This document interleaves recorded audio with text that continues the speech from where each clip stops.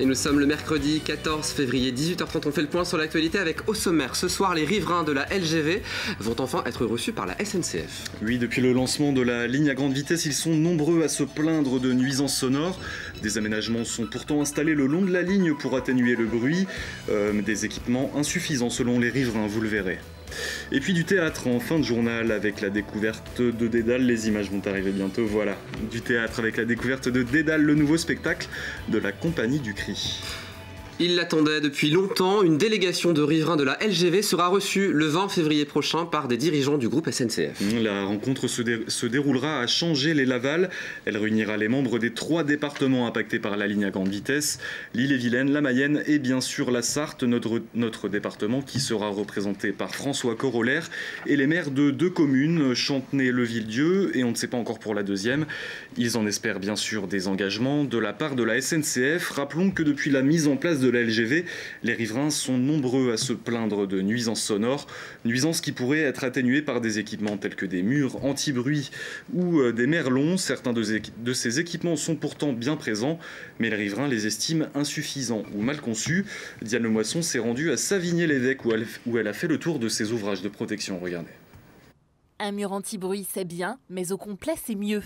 Celui-ci s'est brisé dès la mise en service de la ligne à grande vitesse. La première semaine, il est tombé 2 panneaux. Et les panneaux, ils sont de l'autre. Il y en a un de chaque côté, on en voit un d'ici. Ils commencent à être recouverts les panneaux par l'herbe. Et ils ont 25 ans de maintenance à faire sur la ligne. Mais ça fait 8 mois que c'est tombé et ils n'ont toujours rien fait pour les remettre. Et pour les riverains, c'est important. Un panneau, c'est une protection pour eux. S'ils voient que la première semaine, il y a 2 panneaux qui tombent, ils se disent qu'est-ce que ça va être dans 10 ans. Sur les quelques mètres de cette voie de service, entre les routes de Beaufait et Bonnetable, François Corollaire ne manque pas d'exemples à nous montrer. Ce mur est situé juste en face d'une habitation, et pourtant... Là, ils ont arrêté le mur ici. Il leur suffisait de faire, en exagérant, 10 mètres de plus pour protéger complètement les gens du bruit. Parce qu'à chaque fois que les trains passent, il y a comme un souffle qui arrive comme ça, et les gens ont 87-89 décibels à chaque fois qu'un train passe. Alors qu'il y a quoi? Il y a à peine 10 mètres à faire. C'est de la logique, c'est même pas une question de technique. Voilà, donc ça énerve tout le monde. Et puis les gens, vraiment, ils se plaignent énormément, quoi. Vous voyez, le merlon, comme il est ridicule. 2 mètres, il fait. Plan à l'appui, ce merlan de protection en terre devait faire 4 mètres de haut. Vous pouvez remarquer qu'on est au niveau du rail. Et quand on mesure bien, parce qu'on l'a mesuré, il fait tout juste 2 mètres. On a été bernés. Ils nous ont menti. Enfin, je suis vraiment embêté de dire des choses comme ça, quoi. Alors qu'on n'a jamais été contre le progrès, jamais été contre cette ligne. Mais au moins qu'il y ait un respect des engagements et puis qu'ils respectent un petit peu les riverains. On a tous eu l'impression qu'on a eu des menteurs en face de nous. Et je peux vous en citer malheureusement, puisque je passe tout mon temps à suivre ça, des dizaines d'exemples tout le long de la ligne. Des habitants à bout, lassés de n'être pas entendus. Après des mois de grogne, certains menacent de s'en prendre aux installations. Ça va mal se passer. Ça va mal se passer. C'est-à-dire qu'aujourd'hui, les trains passent vite, mais je pense que dans quelques semaines, sur ce que j'ai entendu dire, il y aura quelques jours où les trains ne passeront pas. Dans tout le département, l'association estime à 8000 le nombre de personnes impactées par ces nuisances sonores. Certains habitent jusqu'à 1,8 km de la voie. Le psychiatre Manceau, mis en examen pour viol, peut à nouveau exercer. Le docteur Jean-Paul Guittet avait été mis en examen le 10 janvier dernier pour agression sexuelle et viol envers une patiente. Il avait été placé sous contrôle judiciaire avec interdiction d'exercer sa profession et de quitter le territoire. Aujourd'hui, la chambre d'instruction de la cour d'appel d'Angers a tranché. Il peut de nouveau recevoir des patients, mais seulement des hommes et des enfants âgés de moins de 12 ans. Et vous découvriez ce mardi dans notre journal des chocolats au lait de chèvre. Oui, et vérification faite auprès de l'INRAS et l'Institut national de recherche agronomique.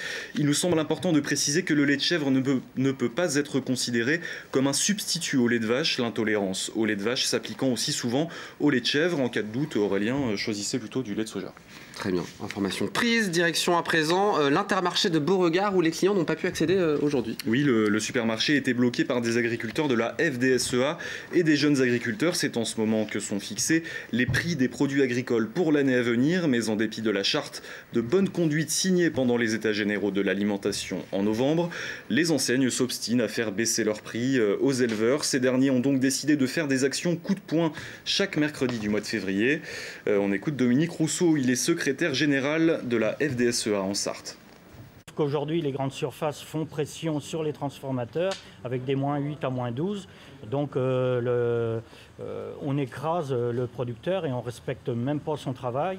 On ne respecte rien du tout, on ne respecte pas les accords, ils n'ont aucune parole. Donc aujourd'hui, on revient devant toutes les enseignes pour leur demander des comptes, parce qu'à un moment donné, c'est bien facile, ils nous mettent en place des promotions. Là, on va vers l'Intermarché, il va falloir qu'ils nous expliquent comment on peut faire des promotions avec du Nutella à 70% de promotion. Alors soit ils sont hors la loi, parce qu'ils n'ont pas le droit de vente à perte, ou alors ils font des bénéfices de 70%. Donc il va falloir qu'ils nous expliquent ça. Des étudiants de Le Mans Université se mobilisent contre les réformes de l'enseignement. Réunis en assemblée générale à l'appel de plusieurs syndicats étudiants, ils ont débattu ce mercredi après-midi de cette réforme. Le plan étudiant, ils dénoncent la hausse des frais d'inscription à la fac, la mise en place de Parcoursup qui revient selon eux à une sélection déguisée des bacheliers, ou encore la fin des règles de compensation qui permettent de rattraper ces notes d'un semestre à l'autre. On écoute Laura Gourgan, militante UNEF et étudiante à Le Mans Université. Dans un premier temps, ça nous semble important d'expliquer vraiment les attaques et même la cohérence globale, que ce n'est pas juste des attaques éparpillées ou que sur l'éducation, que c'est vraiment un projet global et cohérent du gouvernement en lien par exemple avec les ordonnances ou toutes les attaques dans l'éducation nationale notamment. Donc c'est un petit peu convaincre les gens et qu'ils soient eux-mêmes convaincus pour ensuite aller discuter et à leur tour convaincre autour d'eux de pourquoi on doit se mobiliser contre la loi Vidal. Qu'est-ce qui est rêvé? Qu'est-ce qui est réel? La compagnie du cri nous pose la question, Mathias. Vous m'étiez tendu, franchement Aurélien, je suis sous choc. Son nouveau spectacle Dédale est joué cette semaine à Allonne, avec comme à son habitude des instruments de musique venus d'ailleurs, ou carrément inventés. À mi-chemin entre le théâtre et le concert, le rêve et le cauchemar, Diane Lemoisson a assisté à une répétition.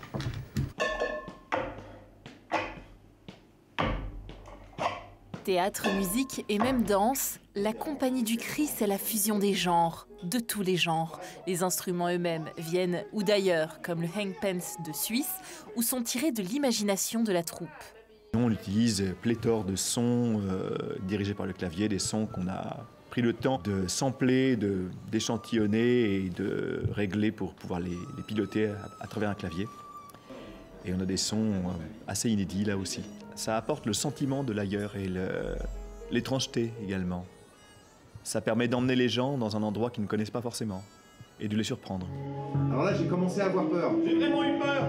Et j'ai tout refermé avec du scotch large. Dédale nous invite à suivre la dérive d'un homme perdu entre rêve et réalité. Les textes sont écrits par la troupe. Il peut contenir de la matière organique, Voire vivante. Et qui nécessitait une... Même si on est sur une certaine littérature, sur une certaine poésie, sur des expérimentations, on garde un univers qui est proche de tout le monde. Et il y a beaucoup d'humour aussi.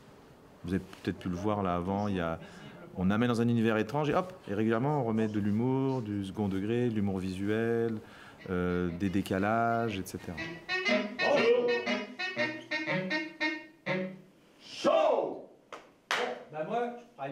Une expérience à vivre ce jeudi, vendredi et samedi à 20h30 au théâtre de Chaoué. La réservation est vivement conseillée. Et voilà, c'est la fin de ce journal, Mathias. On va quitter sur quelques notes de Juliette Armanet à la folie, évidemment. Alors j'avais prévu un slow, normalement, je pensais que Diane Lemoisson présentait le journal ce soir. C'est l'heure du slow. On se retrouve dans un instant. La météo et après le face à la rédac. A tout de suite.